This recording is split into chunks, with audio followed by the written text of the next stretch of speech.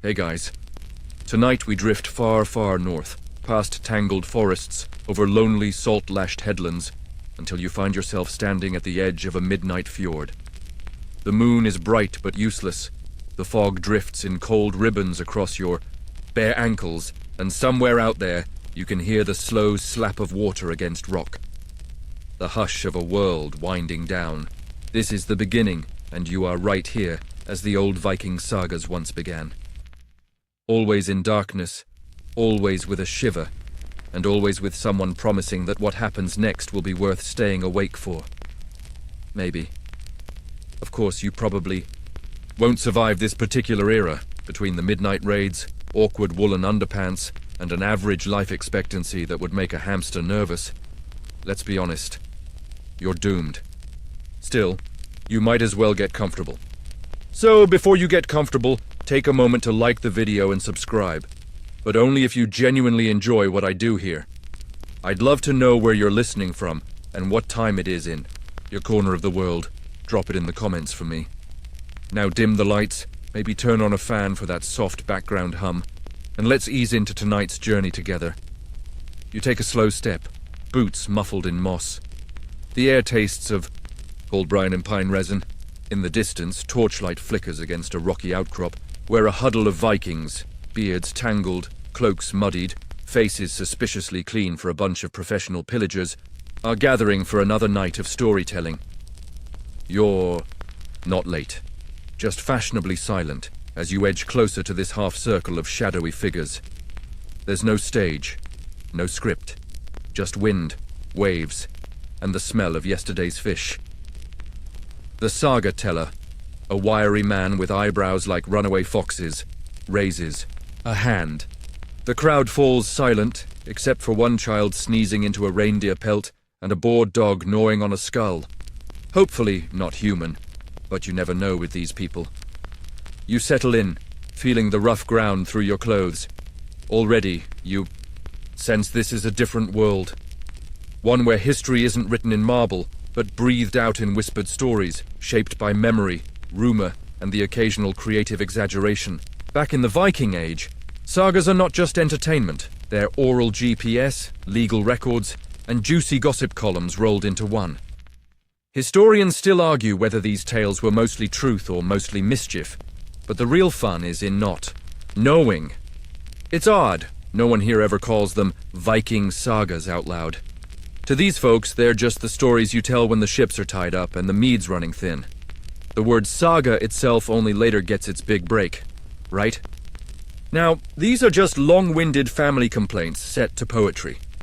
And let's be honest, everyone's family had some embarrassing ancestor who borrowed a cow and accidentally started a war. If you listen closely, you'll notice the best sagas always start with a bang. A stolen sword, a snub at a wedding, or some poor soul tripping over a god in disguise. But sometimes, the stories just float up out of the fog, as if the fjord itself is tired of being quiet. Mainstream fact. The earliest sagas mixed myth, history, and local tall tales, all stitched together by memory and whoever had the loudest voice that evening. Now for a quirky tidbit. Some say the first saga tellers stole their best material from visiting traders, then blamed it on the gods. There's no historical proof, but it does explain why some sagas include suspiciously detailed recipes for Frankish cheese. You settle deeper, cloak pulled tight, and realize this is how history survives here. Not with monuments or libraries, but with voices echoing over the water. No one writes anything down. Instead, the stories are as shifting and unpredictable as the weather. The night gets colder, the storyteller leans in, and somewhere behind you, the dog finally gives up on the skull. No one talks about these sagas anymore, not really. And yet, in the hush between the waves and the wind, you can almost hear them, still alive, just waiting for someone willing to listen. You ease a little closer to the fire, warmth prickling your knees as sparks dance up and vanish into the deep blue. Now you see how this whole saga business actually works.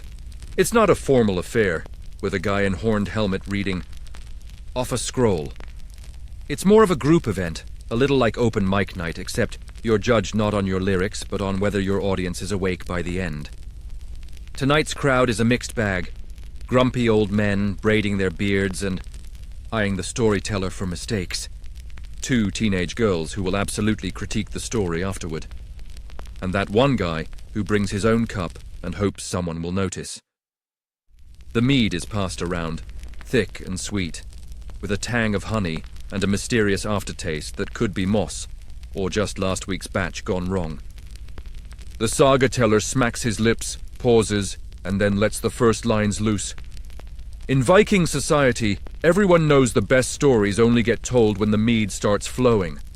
Otherwise, you risk an audience that's too sober to believe half of what's coming next. There's a rhythm to this scene. The pop and hiss of fire, the low murmur as people whisper guesses about the plot, the way the shadows make everyone's nose look just a little bit more heroic. The saga teller leans forward, and the world shrinks to this circle of faces. Strangers turned kin, if only for a story's length. Mainstream fact. Storytelling was a nightly tradition across Viking settlements, a communal way to pass the endless, dark, and keep history alive. Some sagas were so long, they'd be broken up across several nights, nothing like a cliffhanger to guarantee attendance. But here's a quirky twist.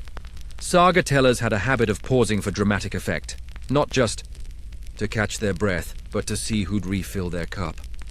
This led to some suspiciously long pauses, as the more ambitious performers waited for a truly generous refill before revealing what happened to poor Sigurd or the ill-fated sheep. Historians still argue whether saga tellers actually memorized every word, or just improvised wildly and hoped no one noticed. In one school of thought claims the best saga tellers could recite stories word perfect, passing them unchanged across generations. Another suggests the tales were as much improv as poetry. Think less oral history, more last-minute stand-up, plus axes. Suddenly there's a hiccup from the storyteller's left. Someone's mead has spilled, soaking into the turf, and it's met with a chorus of groans. "Not again, Harold," someone mutters. That's another rule. If you spill the mead, you owe the next round, and maybe a story to boot. This little incident becomes the stuff of future sagas. The mead disaster at Torsten's fire, even if it's only retold to embarrass Harold for years to come. With every line, the fire grows warmer, the world grows softer. You feel your eyes droop as the tale unfurls. A journey across icy fjords, a hero who once outran a bear, well, so he claimed, and a love triangle involving, of all things, a missing goat. The laughter is easy, the silence is deep, and the sagas roll on, growing grander with each telling. Before you know it, you're part of this world, a sleepy guest on the edge of legend, listening to stories that nobody outside this circle will ever quite believe.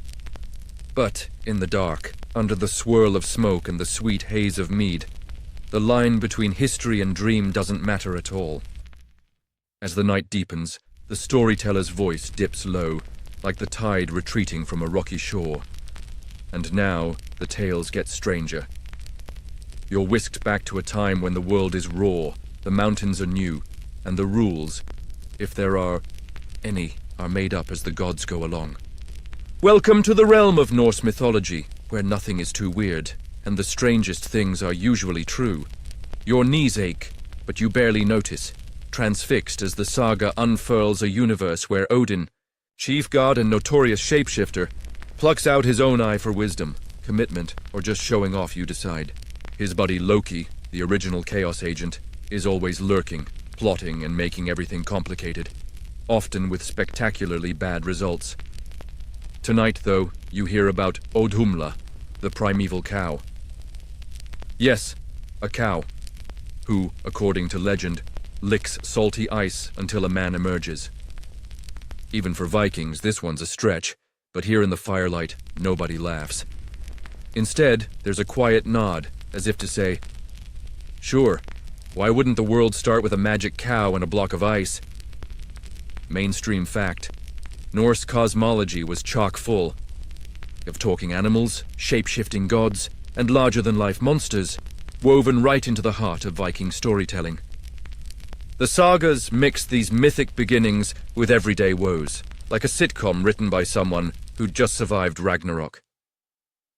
A quirky tidbit for you. The old stories didn't just feature cows.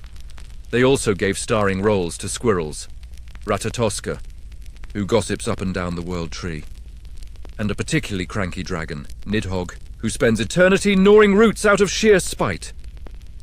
It's like the writers dared each other to see who could make the next animal weirder. Historians still argue whether Norse myths were solemn religion, half-remembered campfire comedy, or a handy way to explain why the sun sometimes didn't rise for weeks at a time. Some claim these tales kept communities together through long, dark winters. Others wonder if the gods were simply an excuse for whatever chaos happened next. A hush falls as the saga teller leans in. And then Thor, swinging his hammer, challenged the giant to a drinking contest. But before he can finish, the youngest listener bursts into giggles, earning a gentle whack from an elder's mittened hand. You smirk. Turns out, even among legends, nobody is above a little slapstick. It's these moments, the mixing of grand mythology and everyday life, that make the sagas unforgettable.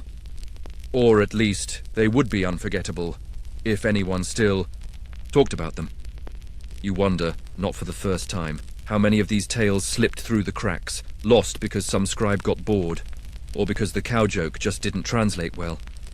But for now, you nestle closer to the fire, letting the voices and the sagas swirl together, until gods and giants, talking cows and suspiciously gossipy squirrels, all seem perfectly reasonable. After all, when the nights are this long, and the mead this strong, reality is just another story, waiting to be told, or maybe just made up as you go along. You blink, fighting the urge to yawn as the saga glides into a chapter that's part epic, part neighborhood squabble. Gone are the gods and talking cows for now. Instead, you're plunged into a world where the most explosive drama starts with, of all things, livestock. In these sagas, the line between hero and troublemaker is so thin, you suspect it's made of sheep's wool. The saga teller's voice lifts, suddenly sharp. So it began, with one sheep missing and two neighbors refusing to share salt. That's how it goes.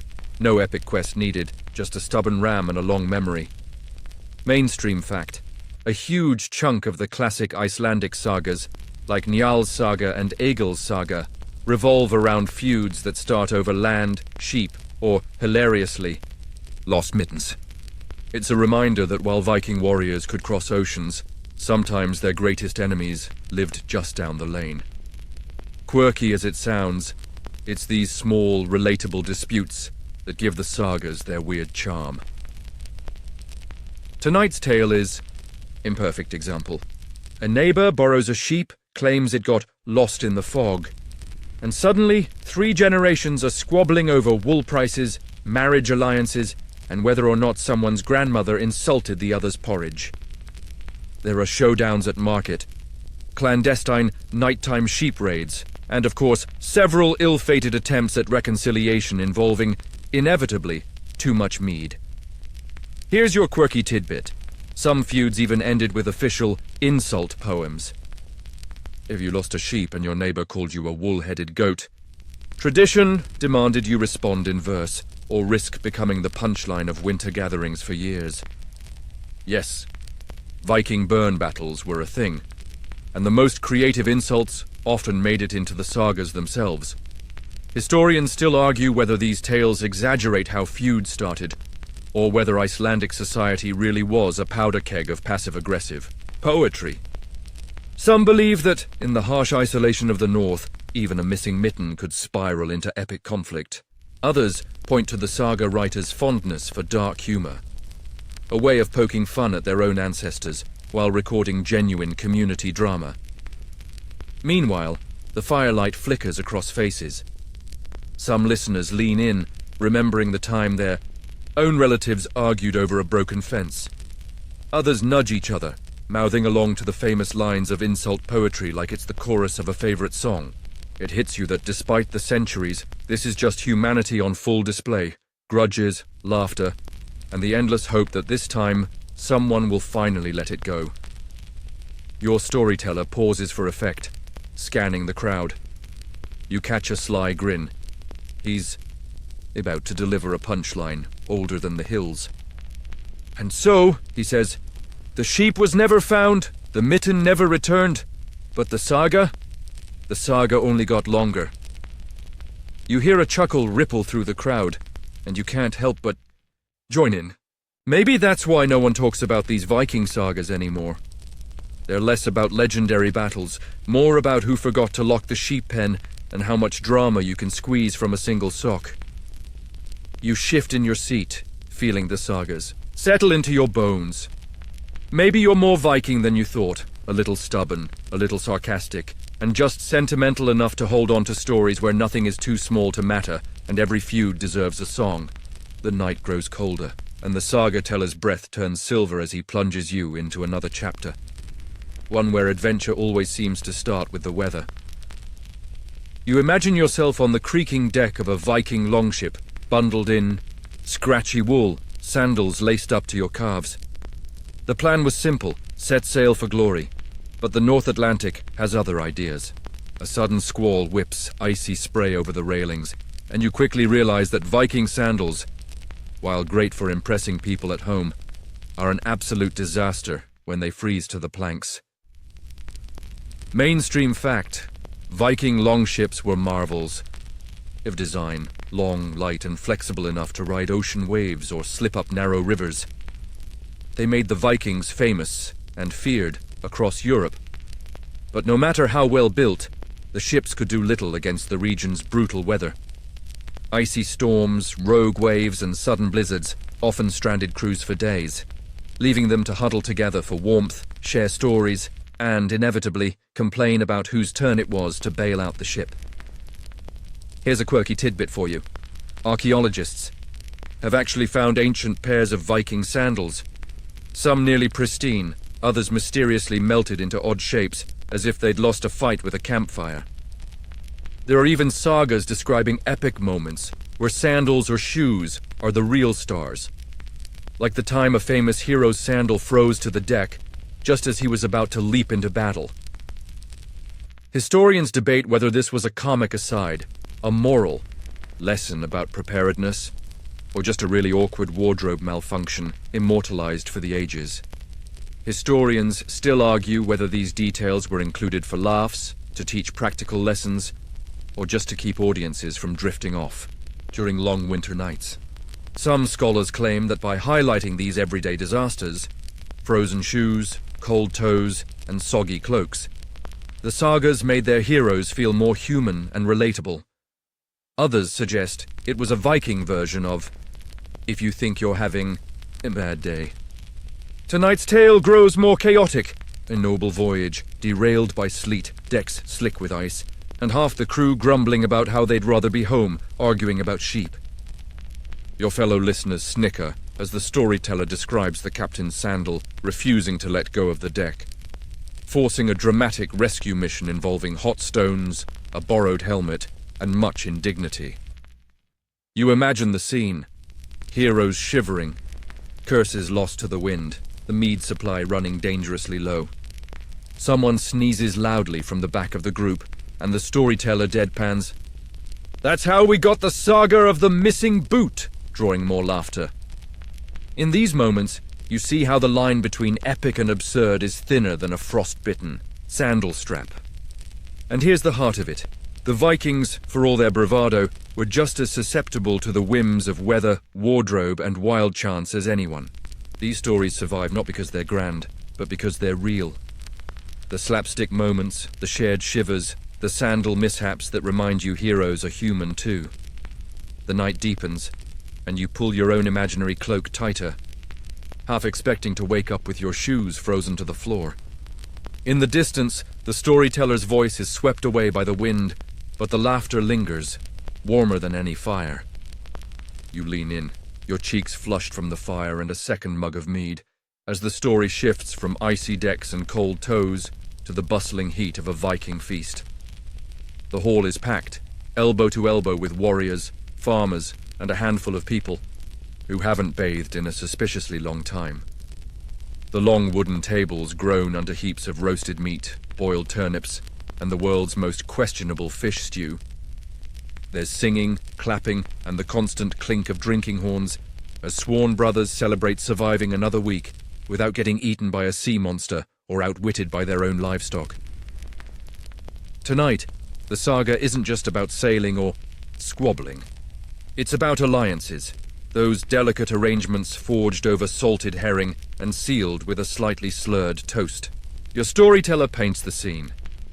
Two chieftains eyeing each other warily over the top of their mugs, pretending not to notice as their sons exchange side glances, and the local skald tries to remember the right verse for "Don't Spill On." The new tablecloth. Mainstream fact: feasting was at the heart of Viking society, and not just for fun. Major alliances, marriages, and truces were negotiated during these wild banquets, often amid so much noise that the participants had to shout their secrets 3 times to be heard. Archaeologists have found massive drinking halls with charred beams and lost jewelry tucked into the floorboards, evidence of centuries of parties where history was written between spilled drinks. But here's your quirky tidbit.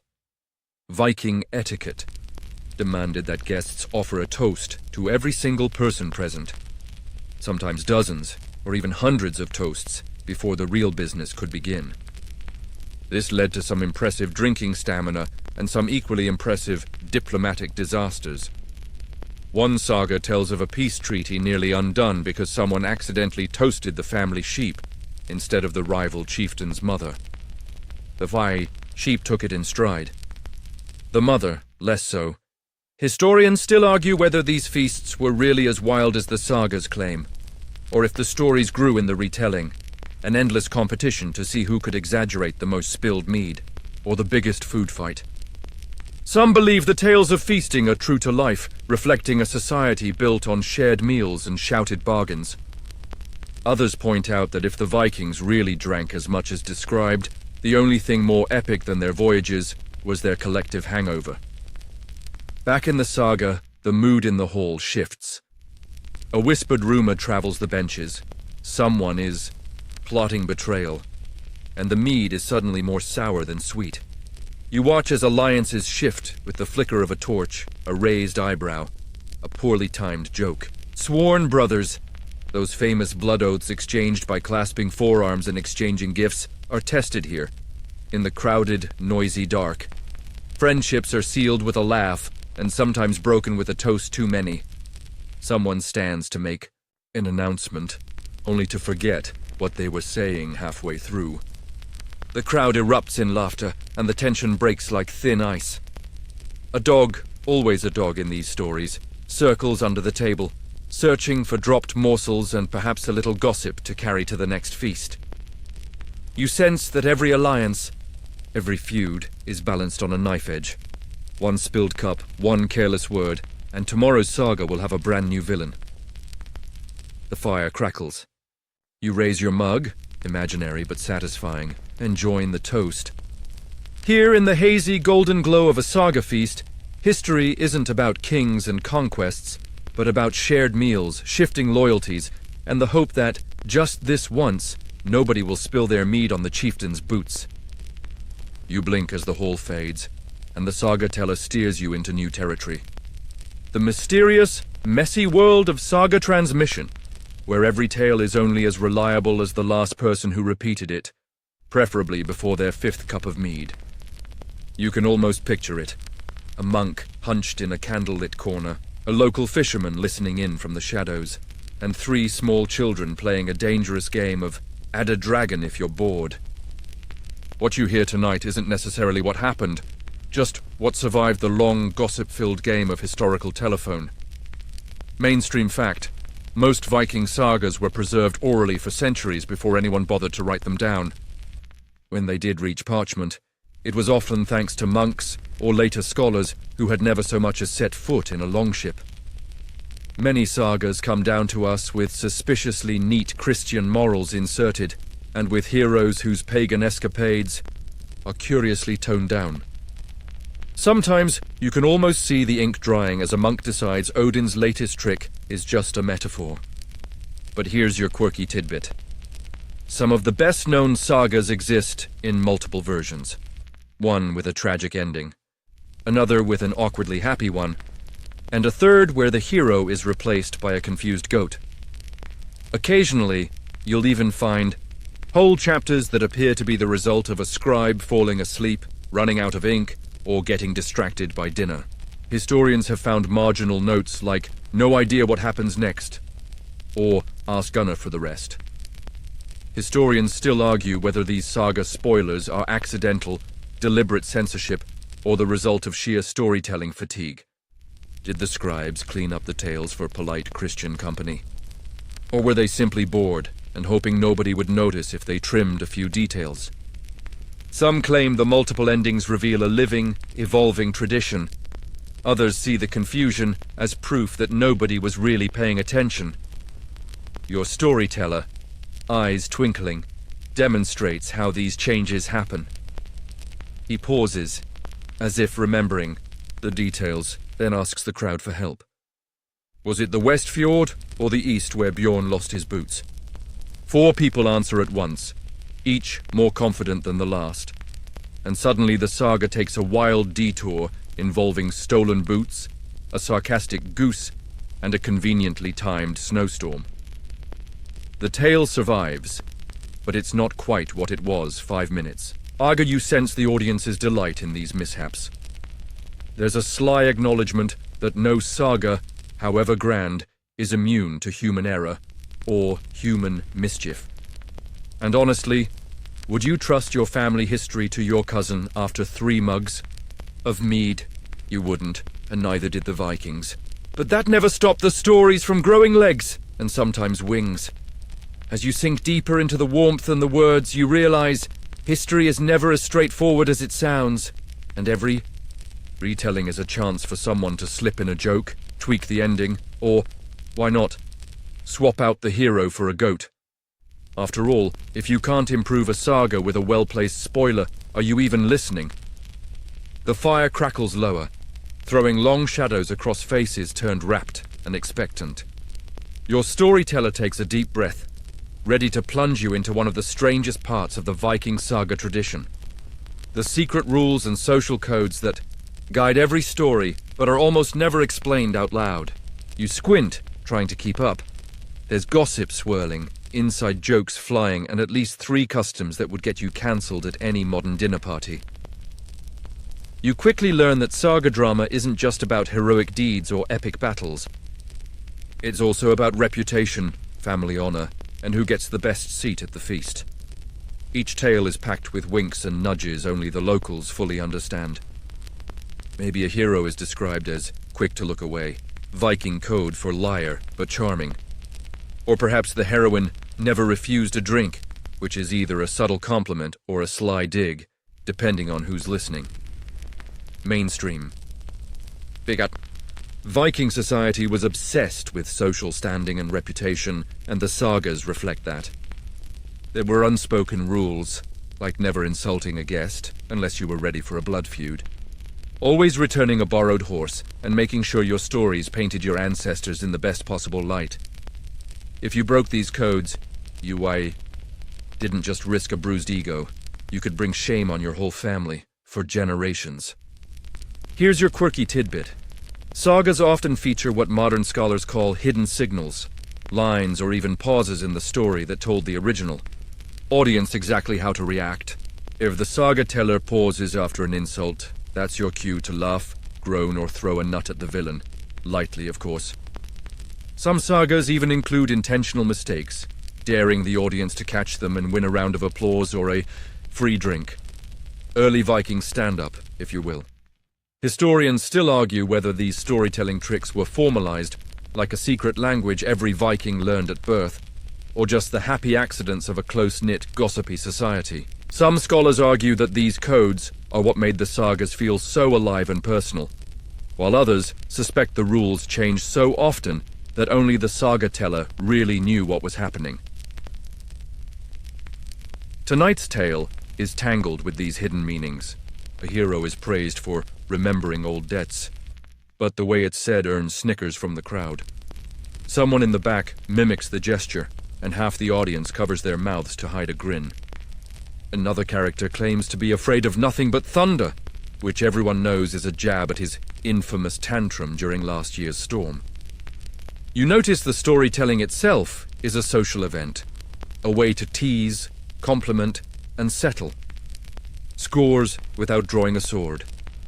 People lean in, catching each other's eyes, savoring the sly digs and layered jokes that only make sense if you've spent a lifetime in these sagas. It's a masterclass in reading between the lines, and even if you miss half the codes, you can still appreciate the skill with which the storyteller weaves gossip and glory together. As the night wears on, you realize these unspoken rules are part of why the old sagas fade away. Without the community, the context, and the in-jokes, much of the magic is lost. The sagas survive on paper, but the living web of winks and nudges, well, that disappears the moment the last storyteller sighs and the fire goes out. You pull your cloak closer, grateful to be let in on the secrets, even for a little while. And if you ever find yourself in a Viking hall, remember, laugh at the right spots, don't insult the soup, and never, ever sit in the chieftain's seat. The flames flicker lower, and you feel the world outside your eyelids start to drift as the saga leaps from social codes to the wide, stormy seas. Now, the storyteller's voice grows louder, rising above the night as you're swept into another favorite saga setting, the perilous voyage. Forget maps and steady weather forecasts. These tales are full of storms so fierce you half expect Poseidon to show up with a towel and ask if he can sit down. But in the Viking world, the only monsters more dangerous than the ones in your imagination are the ones swimming just beneath the surface, or hiding inside someone's dinner. You find yourself clutching the ship's side, icy wind stinging your cheeks as the longship heaves and creaks. The clouds boil overhead, and the sailors exchange nervous glances, each one silently hoping the sea monsters are napping tonight. If the weather doesn't capsize you, some ill-tempered creature from the deep just might. It's not just dragons. And krakens, though. No, the Sagas are packed with fish of such legendary attitude that you almost admire them. There's a tale of a trout so large and stubborn that 3 villages tried and failed to eat it. The only thing more slippery than the fish are the excuses the fishermen make after. Mainstream fact. The Vikings were extraordinary navigators, famous for their ocean crossings and coastal raids, but they also faced some of the harshest sailing conditions in the world. Sagas are dotted with episodes of ships driven wildly off course, storms that seemed like divine punishment, and accidental discoveries, like Greenland, which, legend has it, was found by a guy who just wanted to turn around and go home. Here's your quirky tidbit. Some sagas describe monsters that, by modern standards, sound suspiciously like disgruntled whales, extremely ugly walruses, or just very lost seals. There's even one saga where a giant sea pig terrorizes a crew, only to be outwitted by the cook's leftover stew. And don't get started on the infamous witchfish, a creature so terrifying that, when finally caught, it turned out to be a boot. Historians still argue whether these sea monsters were inspired by real creatures, drunken sailor stories, or just elaborate excuses for missing cargo. Some believe the monsters added spice to the tales and made risky voyages sound even braver. Others point out that the monsters often conveniently appear when a hero needs a way out of an awkward situation. What better way to escape a debt than being swallowed by a fish? In the saga circle, your storyteller embellishes every wave, and monster with a glint in his eye. There's thunder, a flash of lightning, and suddenly the fish is talking, berating the crew for their poor manners. The audience howls, someone in the back mimes rowing furiously, and the dog, yes, still here, lets out a perfectly timed sigh. You realize beneath all the fantasy, the storms and monsters are stand-ins for every challenge, every unknown, every setback the Vikings ever faced. Whether it's a real beast or just the sea's bad mood, every voyage is a test. And sometimes the only thing scarier than the monsters is the thought of running out of mead halfway home. So you lean back, let the wind and waves of the saga wash over you, and accept that sometimes a good story needs a little monster, preferably one that doesn't eat your sandals. Just as you settle back into the gentle rhythm of the waves, the saga takes a sharp and surprising turn. Suddenly, you're no longer following bearded heroes through storms or squabbling over stubborn trout. Instead, the story's focus shifts to a cast of women who are about to upend every Viking plan and expectation. In this circle, the sagas don't just belong to men with swords and questionable sandals. No, some of the boldest, sharpest, and most memorable moments belong to women, who refuse to play along. You watch as the saga teller lowers his voice, casting a sly look across the audience. He begins with the tale of Gudrun, a saga heroine who, with a glint in her eye, manages to talk her way out of at least 3 arranged marriages and into a position of power nobody expected. There's Freydis, the infamous explorer who sails further than most men dare, and whose idea of conflict resolution usually involves an axe and a few well-chosen words. You notice that, when these women appear, the men in the audience either nod respectfully or shift a little further from the fire, as if hoping to avoid their notice even across centuries. Mainstream fact: Viking sagas are packed with strong, complex female characters. Some, like Ord the Deep-Minded, become matriarchs and founders of new settlements. Others, like Halgerd Longlegs, are famous for sparking feuds with a single sharp remark, or for refusing to hand over bread at a critical moment. Women in these stories can be diplomats, warriors, healers, or quiet plotters, but almost never bystanders. Here's your quirky tidbit. The sagas love to break their own rules when it comes to women. There's the famous episode where a bride interrupts her own wedding feast to recite an insult poem so savage that it launches a decades-long feud.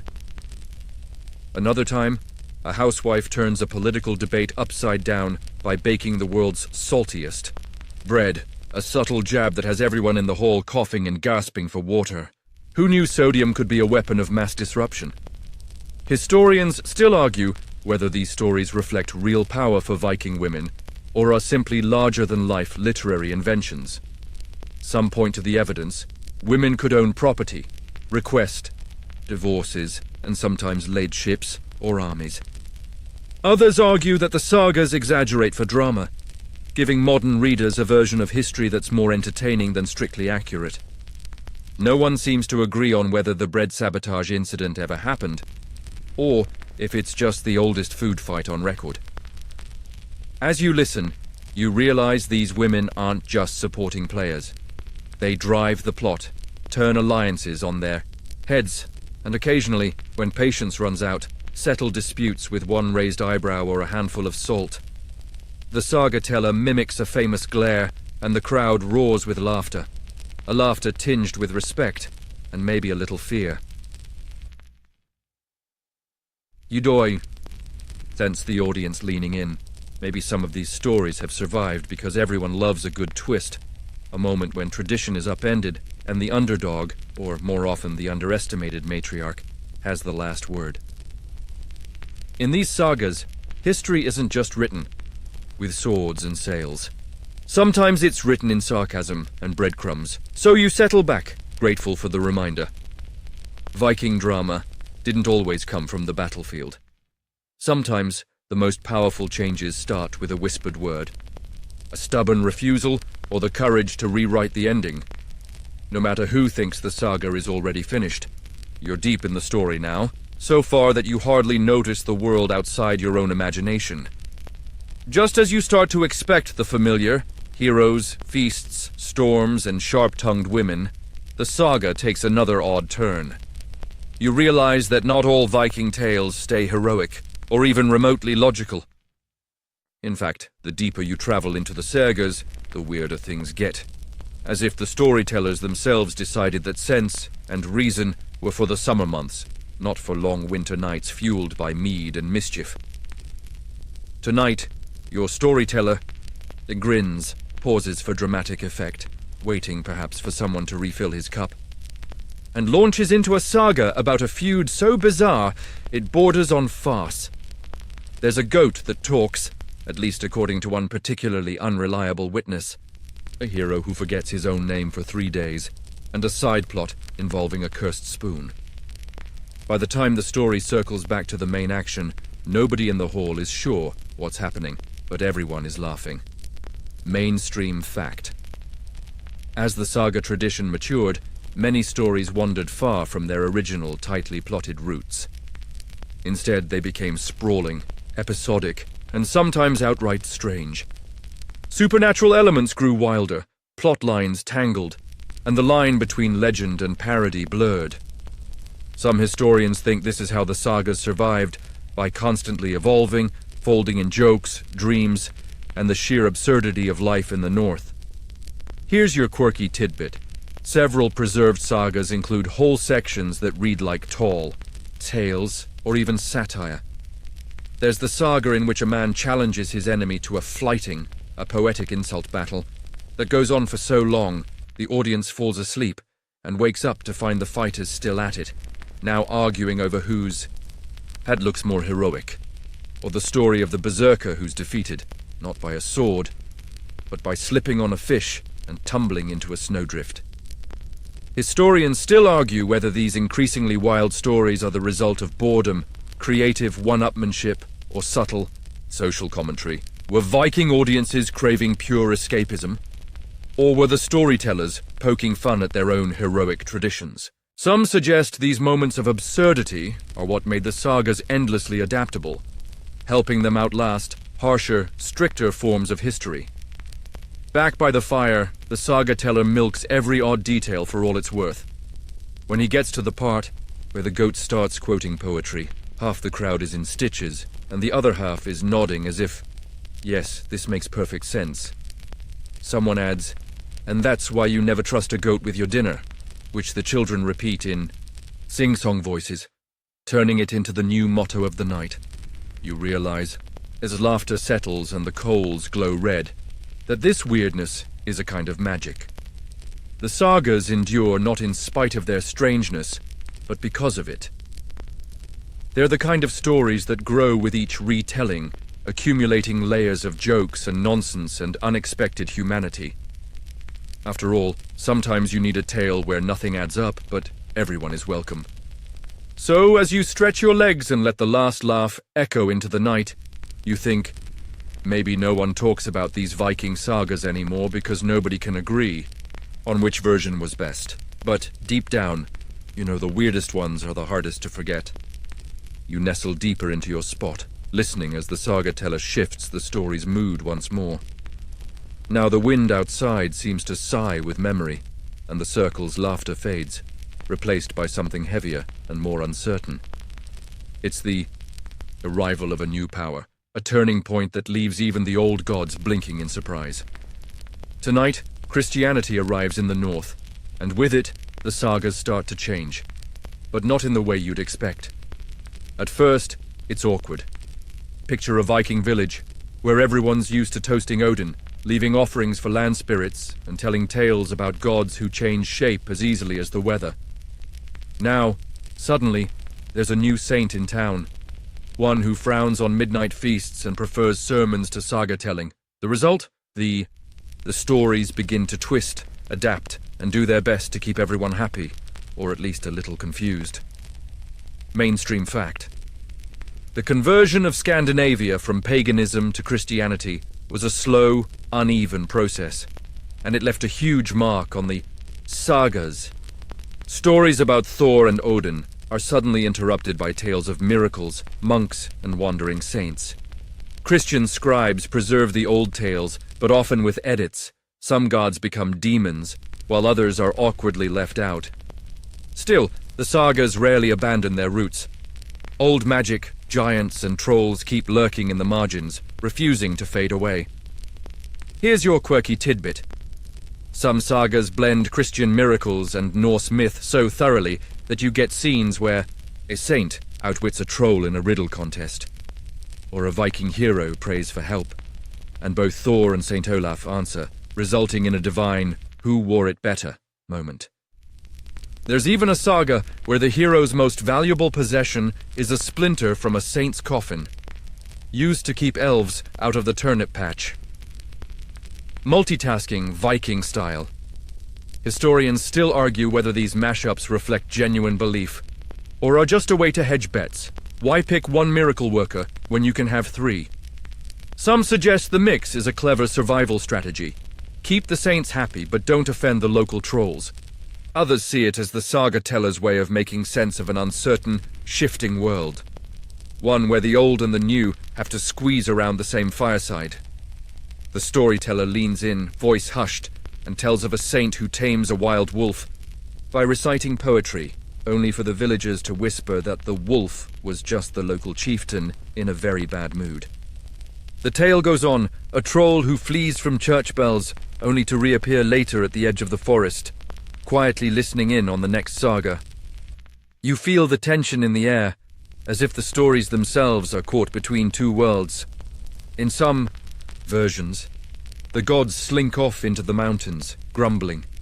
In others, they hang around, waiting for the new religion to get distracted so they can steal back the spotlight. Even now the lines are blurry. A listener in the circle murmurs, "Who's to say where one story ends and another begins?" Nobody answers, but everyone seems to agree. Tonight you realize the sagas don't just survive, they adapt. They find ways to sneak around the rules, to let saints and trolls share the stage. In a world that's always changing, the best stories know how to change too. As you blink in the low firelight, you notice the saga teller's hands, stained with ink and calloused in ways that don't quite match the heroes in his stories. It dawns on you that the people actually writing these tales down weren't always the brawny warriors you imagined.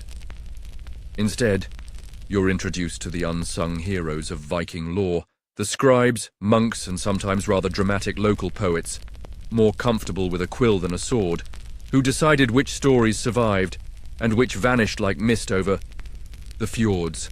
Mainstream fact. The vast majority of Viking sagas were finally written down centuries after the events they describe, often by Christian monks in Iceland and Norway. These scribes were educated, sometimes suspicious of pagan tales, and almost always eager to improve the story, whether by adding moral lessons, omitting embarrassing details, or smoothing out the bits about gods with questionable manners. Here's your quirky tidbit. There are a few surviving saga manuscripts featuring dramatic, almost theatrical flourishes, sketches in the margins, jokes scribbled in Latin, and even doodles of ships or dragons. One famous manuscript contains a tiny, angry-looking monk waving a stick at a group of miniature Vikings. Apparently, the urge to spice up the margins predates Instagram by a good 1,000 years. Historians still argue whether these scribes were preserving genuine oral tradition or simply making things up to suit their tastes. Some suggest the monks were working from memory or copying from now-lost sources. Others think the sagas as we know them are an almost entirely new genre, a medieval remix. Did the writers ever talk to people who'd actually been on a raid? Or did they just eavesdrop on local gossip and fill in the rest? The debate continues, and probably always will. In the glow of the fire, the storyteller grins and launches into a tale about a saga writer who's never even seen a longship. Instead, he relies on second-hand stories, rumors from travelers, and his own wild imagination. He can't tie a proper knot, but he can make up a storm at a moment's notice. The listeners snicker, recognizing themselves. After all, who hasn't fudged the details of a good story when the truth gets boring? You picture the scribes hunched over their desks, candles guttering, eyes strained as they try to capture the wildness of Viking life, with nothing but ink and parchment. It's not always glamorous. There are spilled drinks, cramped hands, and the ever-present risk that the cat will knock over the ink pot, erasing a week's work in one splash. Some stories are cut short mid-sentence, others repeated so many times. You can see where the quill ran out of patience. It's easy to imagine the saga writers wishing for a little adventure of their own. Maybe that's why some details grow taller in the telling. Why a sheep becomes a sea monster, or why a blizzard takes on a personality all its own. The written word, you realize, is just another way to keep the story alive, to let it grow new, limbs and maybe a tail. Tonight, as the circle grows quiet, you give a little silent thanks to these unsung scribes, the ones who turned wild, whispered tales into ink and parchment, jokes in the margin, and sometimes, if you're lucky, a tiny, angry monk. The fire crackles softly as you shift, imagining those scribes and saga tellers hunched over their stories, each with their own secret agenda. Just as you start to think you understand how these tales are spun, your storyteller throws in a twist. The saga's narrator is not always as trustworthy as you'd hope. Sometimes, the person shaping history is the biggest wildcard of all. You settle in as the saga turns sly, hinting at the problem of unreliable narrators, Viking edition. You hear of one storyteller who insists he once wrestled a bear and won, only for his neighbor to quietly remind everyone that the bear was actually a very angry sheep. The crowd laughs, and you notice how these tales have a way of shifting shape to suit whoever's telling them. Mainstream fact. Even in their written forms, sagas are full of differing versions and suspiciously convenient details. There are famous cases where the same event, say a legendary duel or a mysterious disappearance, shows up in two separate sagas, with each side claiming victory and the other party forgetting key details. Sometimes, the storyteller or scribe makes himself a hero, or quietly erases an enemy from the record. Here's your quirky tidbit. There are entire saga chapters that read like grudge matches between rival families, with each side tweaking the story to boost their own ancestors' reputation.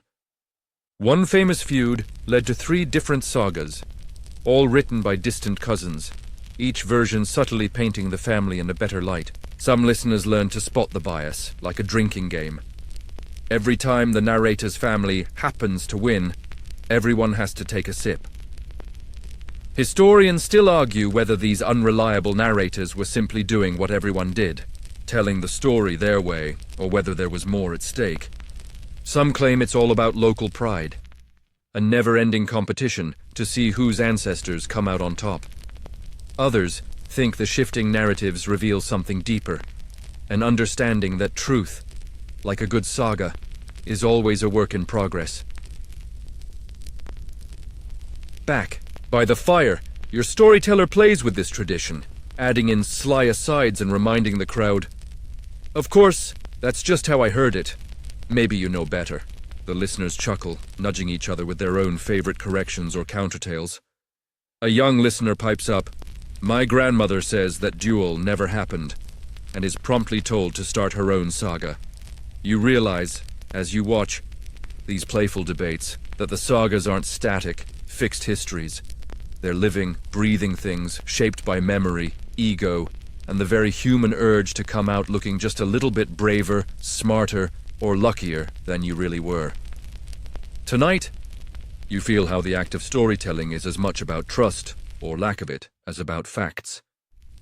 The narrator's voice winks and glides, reshaping the past with each retelling, leaving you to decide what's real and what's just too good to check. So as the fire settles into embers, you keep listening, knowing that in the world of Viking sagas, every narrator is a little unreliable, and that's exactly what keeps you hooked. You're fully immersed now, lulled by the flicker of flames and the easy flow of stories, when suddenly the saga takes you somewhere you'd never expect. A Viking courtroom. Forget gavels, powdered wigs, or solemn judges. This is saga law, half drama, half comedy, and sometimes pure chaos. You find yourself seated in the back of a smoky longhouse, watching as the community gathers to settle disputes not just with logic or swordplay, but with poetry, wit, and the occasional intervention by small, angry animals. Mainstream fact. The Vikings took law and justice seriously, with assemblies called things where disputes were resolved before the whole community. These meetings were often rowdy, blending legal argument with storytelling and ritual. Sagas are full of scenes where lawsuits turn into poetry contests, and sometimes even the outcome of a trial could be decided by the cleverness of a verse or the weight of an insult. Here's your quirky tidbit. In one saga, a trial is interrupted when an enraged ferret escapes from someone's cloak and launches itself at the defendant's ankle. Instead of being remembered for a legal precedent, the event becomes a local legend, the ferret trial, recounted for generations, with the moral boiling down to always check your cloak for ferrets before accusing your neighbor. Historians still argue whether these court scenes are accurate reflections of Viking legal practice or simply exaggerated for comic effect. Some point out that actual Viking law codes, like the Sagas, included all sorts of quirky rules, right down to how to properly insult someone without starting a blood feud. Others suggest the Sagas simply couldn't resist adding an animal sidekick, a slapstick mishap, or a poetic duel to liven up the proceedings. Tonight's saga throws you into just such a scene. A pair of brothers are in a shouting match over in Boundary Stone, their supporters egging them on from the benches. Instead of violence, though, the matter is settled with poetry. The first to craft a clever rhyme about the stone's many travels wins the case. You watch as the community listens, laughs, and eventually sides with the brother whose insult is funnier. The loser is consoled with an extra bowl of stew and a friendly warning not to bring the ferret next time. The atmosphere is more festival than courtroom, with children darting between benches, elders trading knowing glances, and the inevitable dog snoring near the fire. The storyteller draws out the suspense, making every legal twist feel both momentous and ridiculous. One witness can't remember key details, so someone suggests a riddle to jog his memory. Another insists on acting out the crime in interpretive dance, to howls of delight from the crowd. You realize that in the sagas, justice isn't just about right or wrong, it's about community, wit, and the endless creativity of people who refuse to let a little thing like the law get in the way of a good story. In trials become performance art, legal outcomes are negotiated with a laugh, and even the most serious disputes can be turned into legend, especially if a ferret or a clever verse is involved. As the case winds down, you feel yourself grinning, comforted by the knowledge that Viking law was as unpredictable, lively, and oddly poetic as the rest of their world. So if you ever find yourself facing a saga trial, remember, keep your wits sharp, your rhymes sharper, and always double-check your cloak for ferrets. The embers glow deep red as the night wears on, and now your saga teller's voice softens, the stories slowing to a more nostalgic pace. You're no longer in the center of raucous feasts or wild courtrooms. Instead, you wander into the lonely edges of the Viking world. Small, wind-swept villages where only a handful of people remain, and the last storyteller yawns through his own tale. The sagas here are quieter, more personal, told for the simple comfort of remembering, even as the world changes around them. You picture yourself walking through these sleepy settlements, where the halls are smaller and the laughter echoes for longer before fading away. The old traditions linger. Sheep still crowd the meadows, children dart through narrow lanes, and on winter nights, a handful of villagers gather around a crackling hearth to listen to the oldest among them, recall stories that seem, somehow, even older than the stones beneath their feet.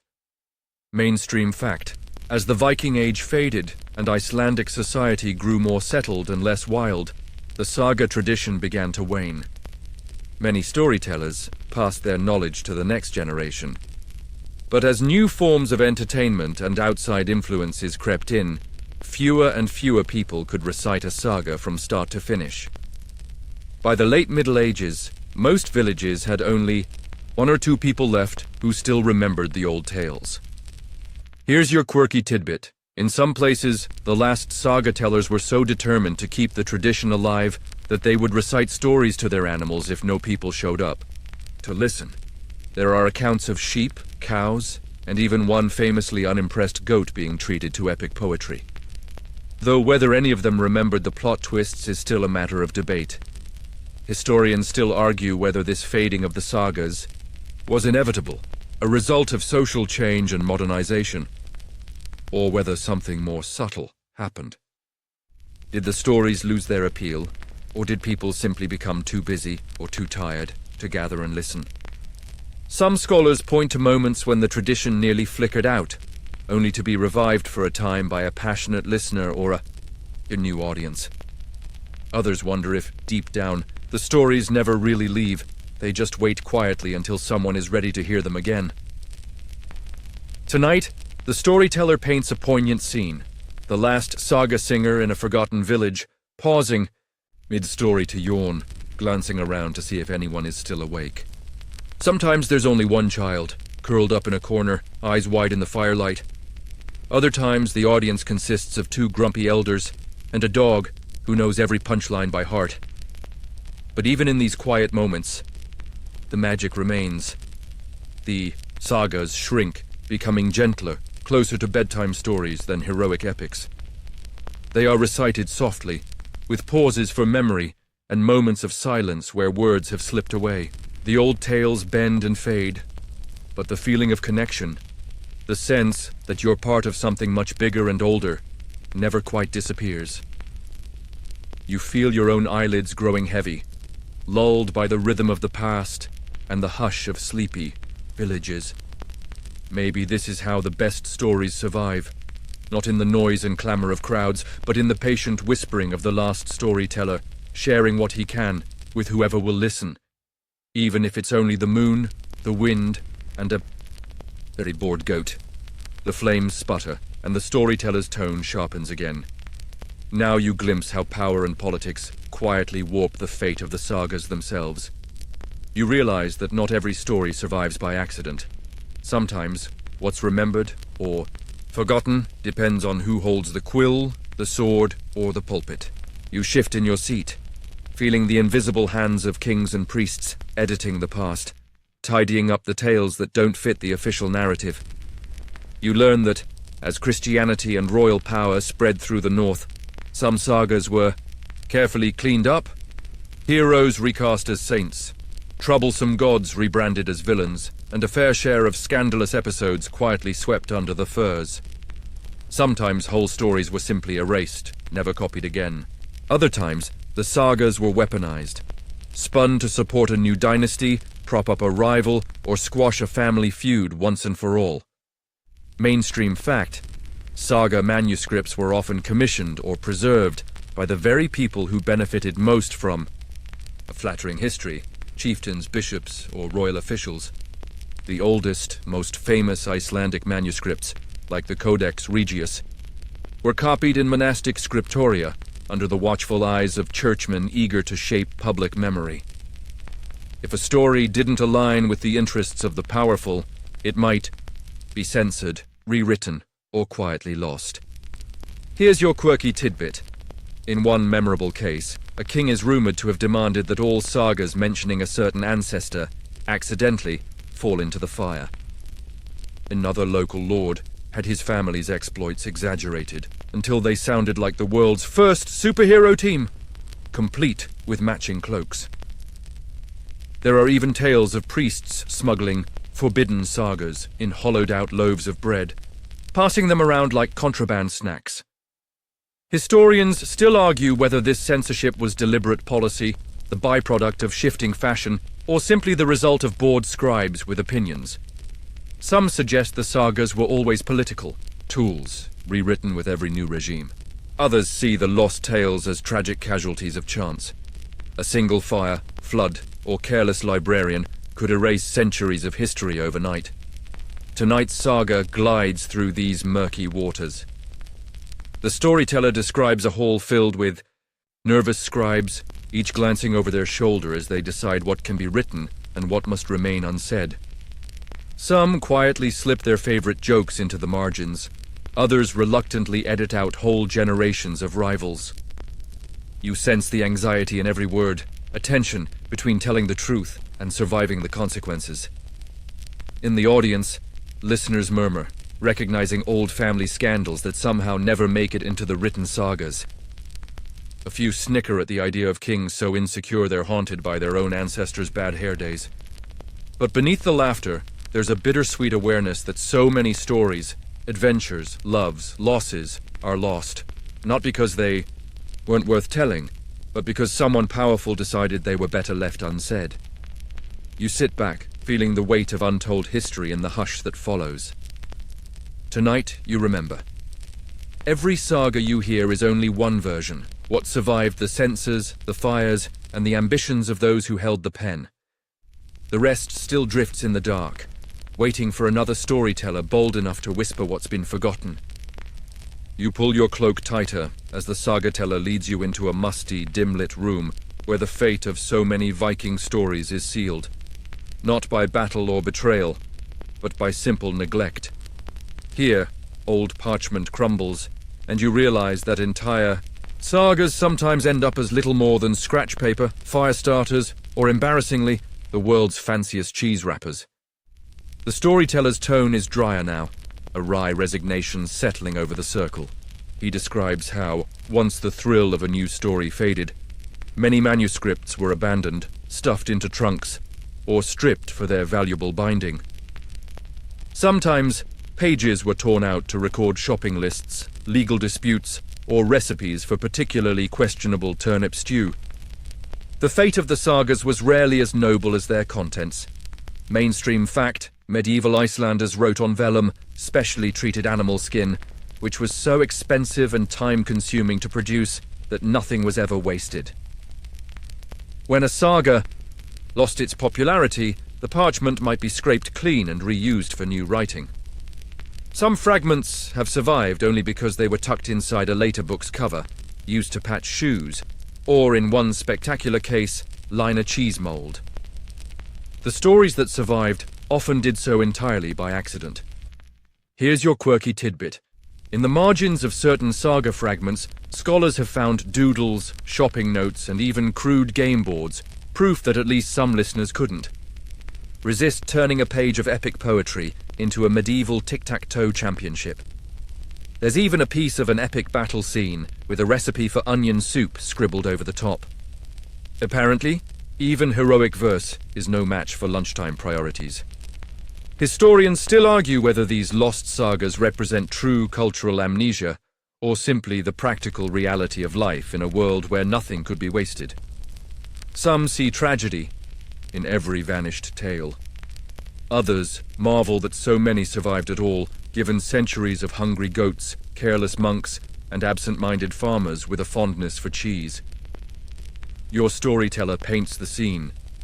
An ancient trunk in a dusty loft, packed, with pages whose words have faded nearly to nothing.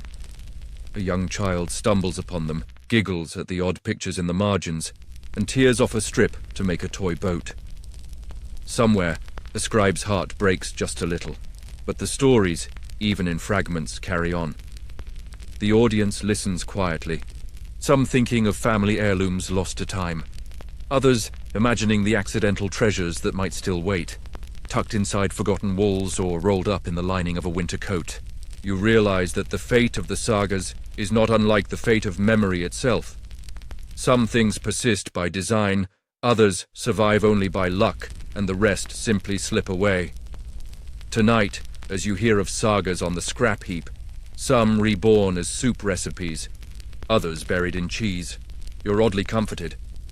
Even when forgotten, these stories still leave their mark. A joke in the margin, a doodle in the corner, or a whisper of poetry beneath the taste of something sharp and unexpected. The air in the room feels lighter, almost hopeful, as your storyteller spins you forward in time, into an era when it seemed, for a fleeting moment, that the sagas might finally catch fire in the imagination of the wider world. This is the saga boom that wasn't. A moment when Viking stories almost went viral, only to fizzle out because, as it turns out, not everyone appreciates a plot that ends with sheep, cheese wrappers, and a stubborn refusal to tie up loose ends. You're whisked to the 19th century, when antiquarians, poets, and explorers across Europe began rediscovering the old Icelandic manuscripts. They marveled at tales of frost giants, sea kings, and heroines with sharper tongues than swords.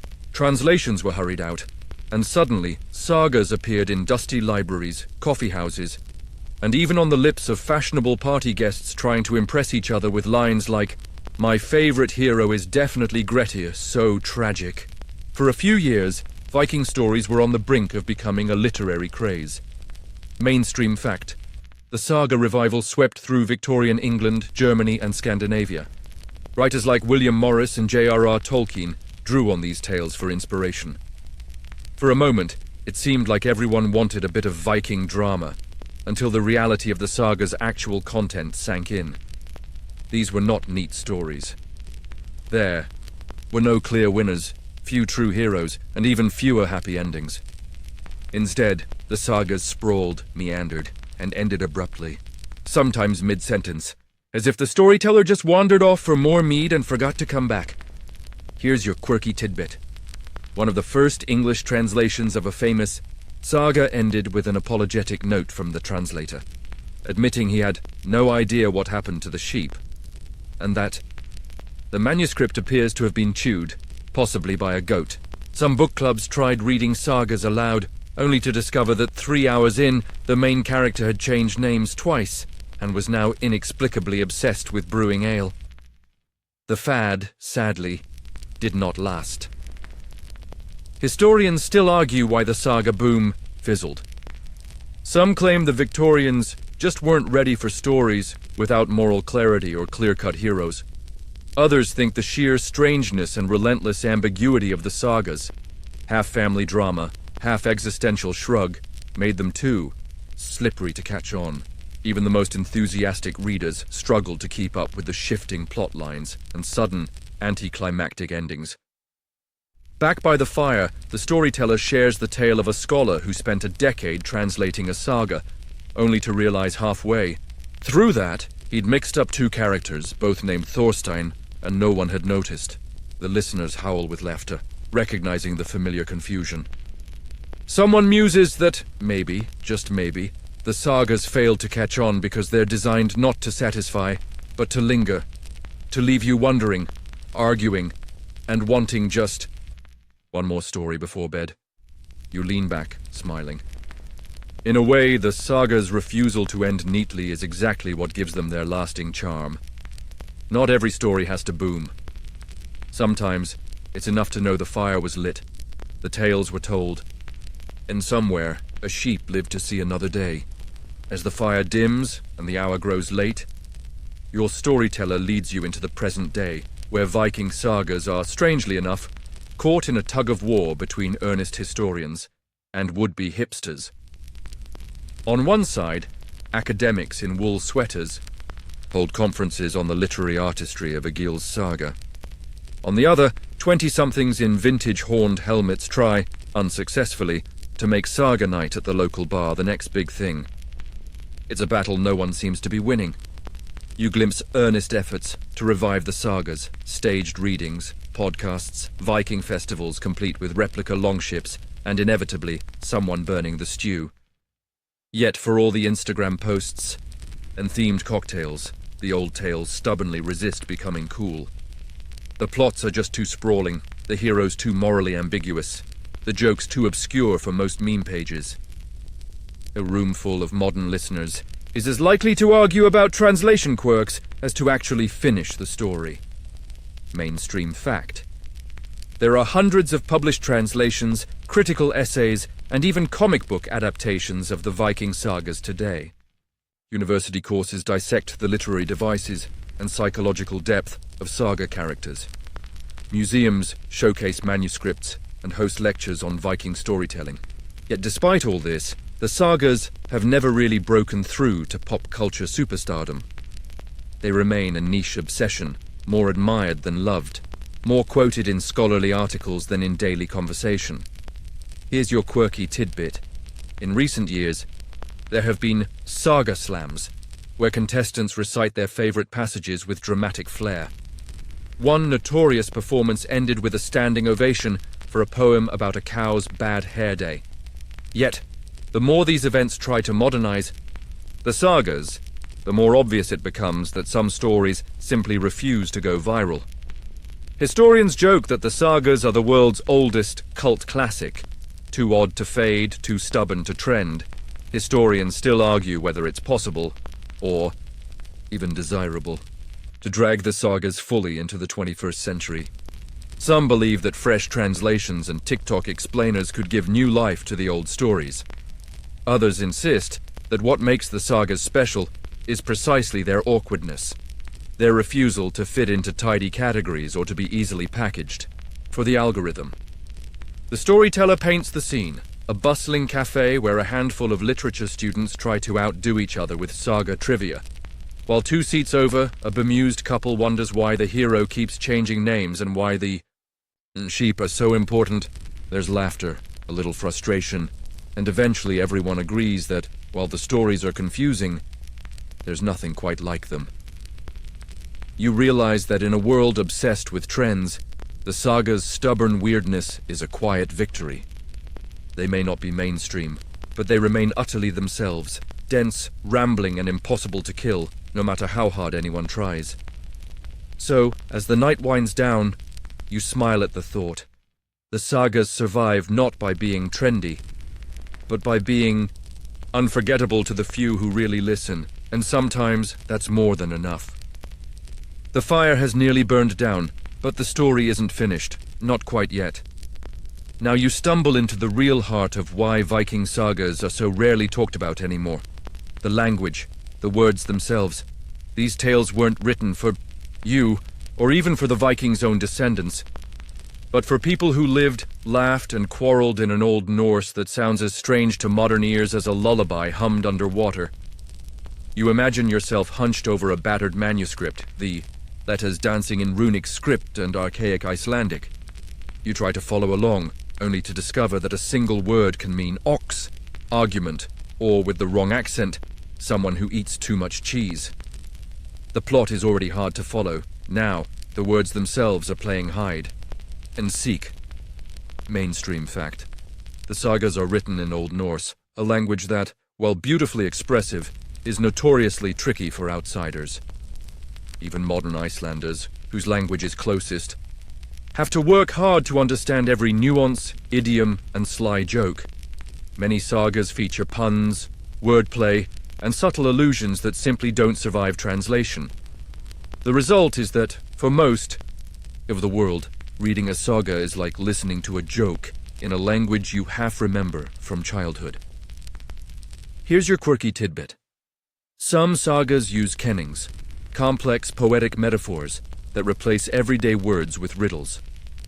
A sword becomes a wound hoe. The sea turns into the whale's road. A ship might be called a wave steed. This makes even simple stories feel like elaborate puzzles. Scholars sometimes argue for hours over the meaning of a single phrase. And some kennings are so obscure that no one really knows what they meant, not even the original audience. It's a linguistic scavenger hunt with no clear winner. Historians still argue whether the difficulty of the language is the main reason the sagas aren't more widely read. Some think the translation barrier is just too high, while others insist the stories could break through if only the right words were found. There's even a faction who claim the saga's real meaning lies in what's left unsaid.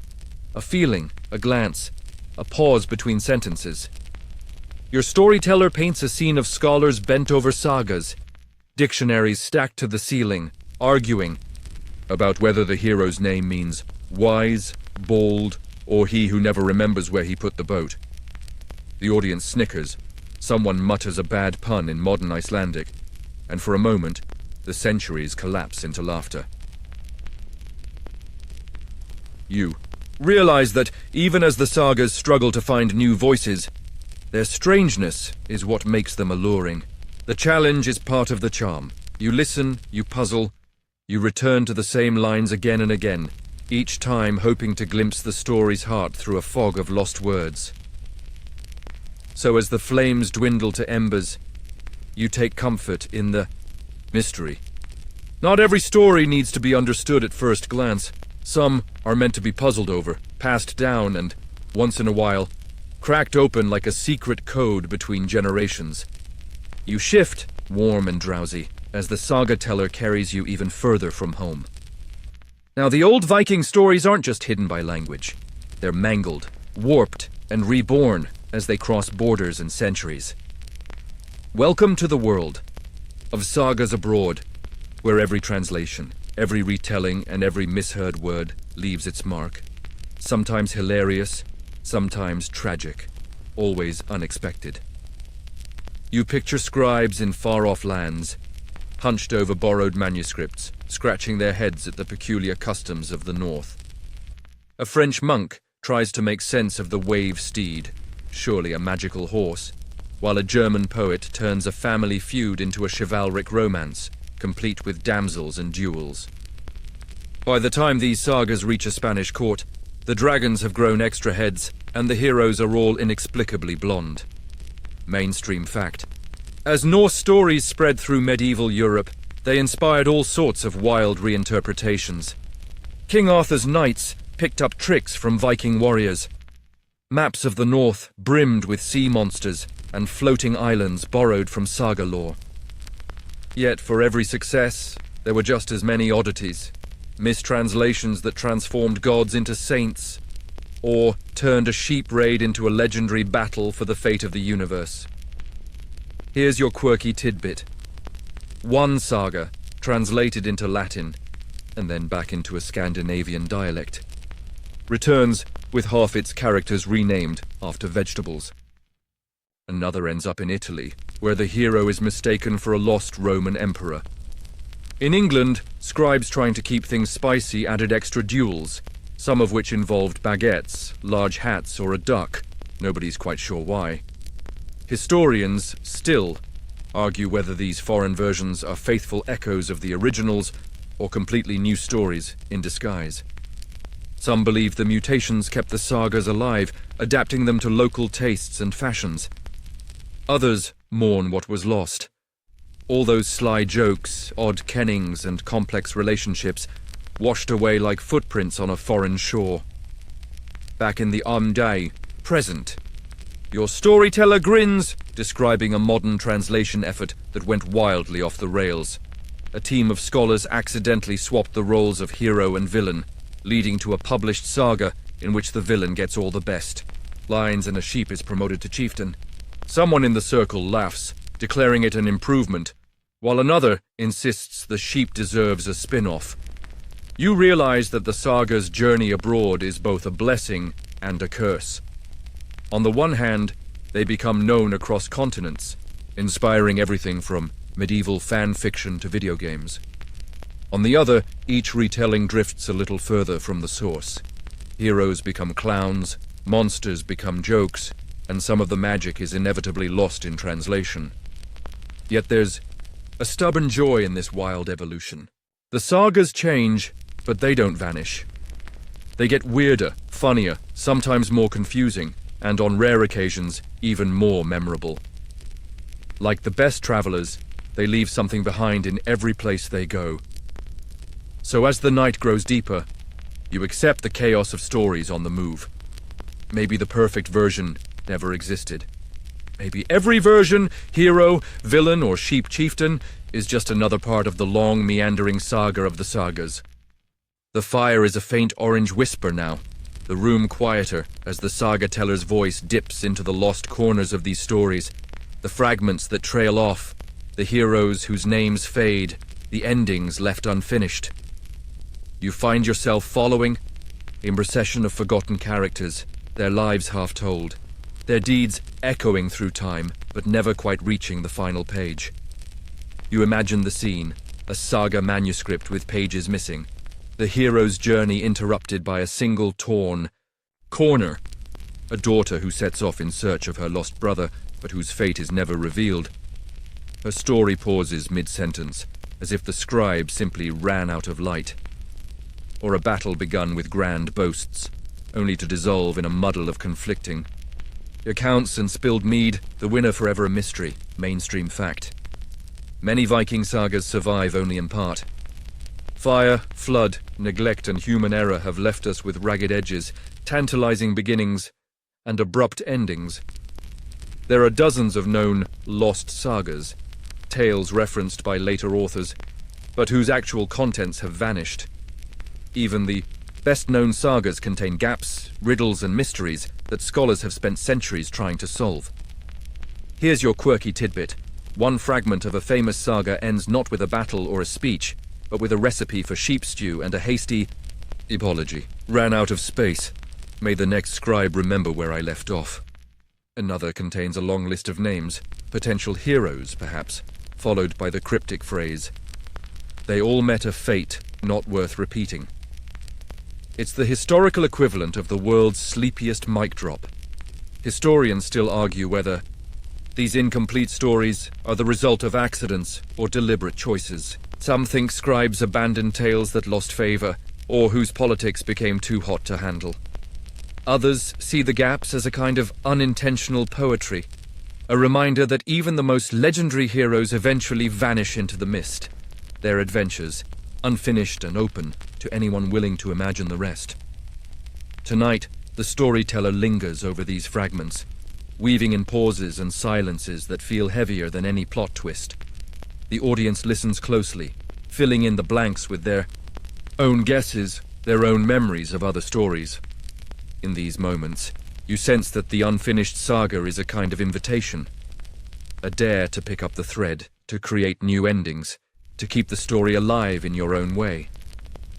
As the fire fades, you realize how many lives, real and imagined, are left unresolved, drifting on the edge of memory. You wonder about the heroes who never got their due, the families whose quarrels and triumphs were lost, and the countless tales that almost, but not quite, made it through the long night. So you close your eyes, letting these half-told stories linger. A reminder that sometimes what's left unsaid is just as haunting, just as precious as the words that made it onto the page. The night is deep now, the embers barely alive, and you sense the sagas drawing close to the present. Closer, in fact, than you might expect. For all the podcasts, festivals, and internet memes, most modern-day descendants of Vikings greet these ancient tales not with reverence, but with a mix of fond amusement and polite indifference. The truth is, in kitchens and living rooms across Iceland, Norway, and beyond, the old sagas are no longer the lifeblood of long, dark winters. They're background noise or something you hear only at awkward family gatherings when someone's had just enough schnapps to launch into recitation. You picture a modern, Icelandic family gathered on a stormy night. The power goes out and someone, every family has one, decides it's the perfect time to honor the ancestors with a few chapters from Njál's saga. The teenagers groan. One aunt interrupts with corrections. That's not how Halgerd said it in my day. And the dog, yes, still a dog, snores in perfect time with the hero's long-winded monologue. Before long, the power's back. The TV is on, and the saga is forgotten, replaced by a baking show and the latest drama from across the fjord. Mainstream. Fact: in modern Scandinavia, Viking sagas are regarded with a mixture of pride and gentle teasing. They're part of the school curriculum, referenced in political speeches, and occasionally brought out for special occasions. But most people would rather discuss current events, sports, or the weather than debate the finer points of Greta's curse. The sagas are part of the national wallpaper, seen, respected, but rarely read for fun. Here's your quirky tidbit. There are still hardcore saga fans, historians, reenactors, and a surprising number of hip-hop artists who remix saga stories into everything from graphic novels to rap battles.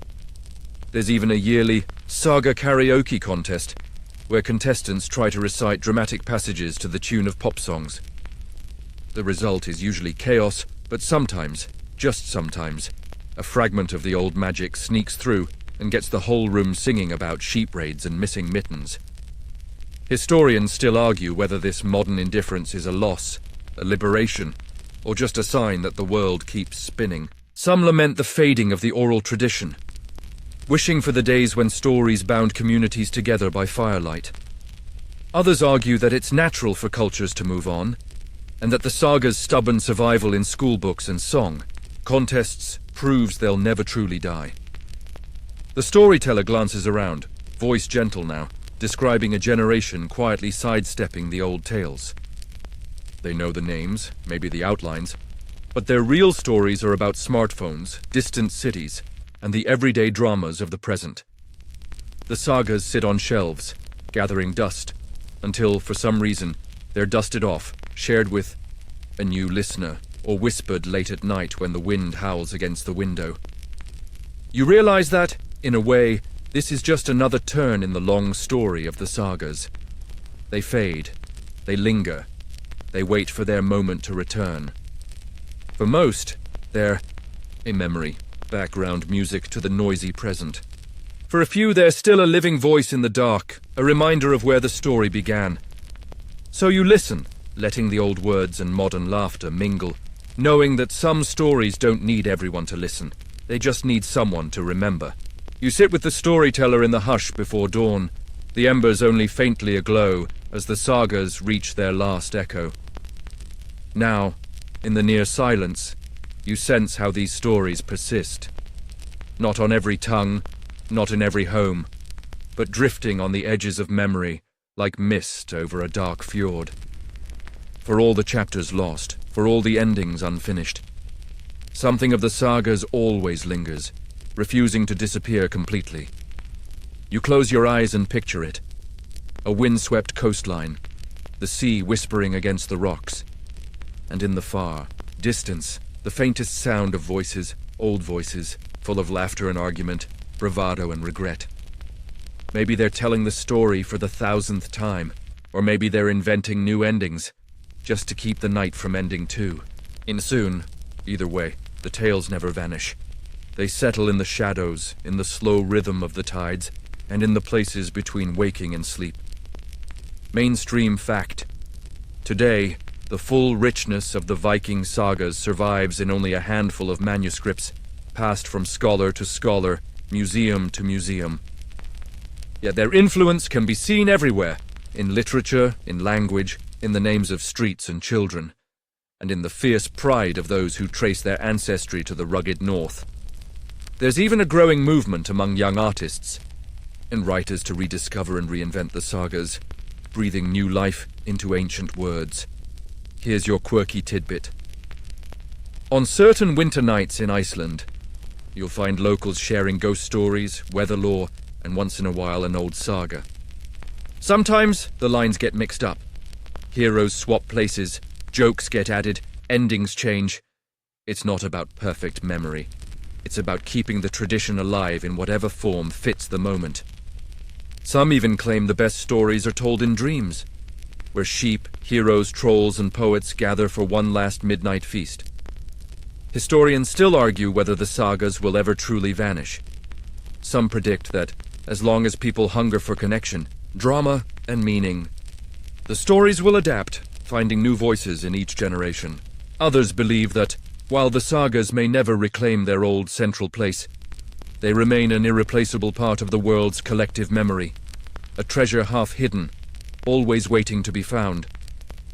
So you listen just a little longer as the echoes of unread sagas drift into your dreams. You hear the gentle bickering of heroes, the laughter of clever women, the distant crash of waves, and the soft, patient voice of the last storyteller. The world softens, time blurs, and you feel the stories wrapping around you, strange, unfinished, unforgettable.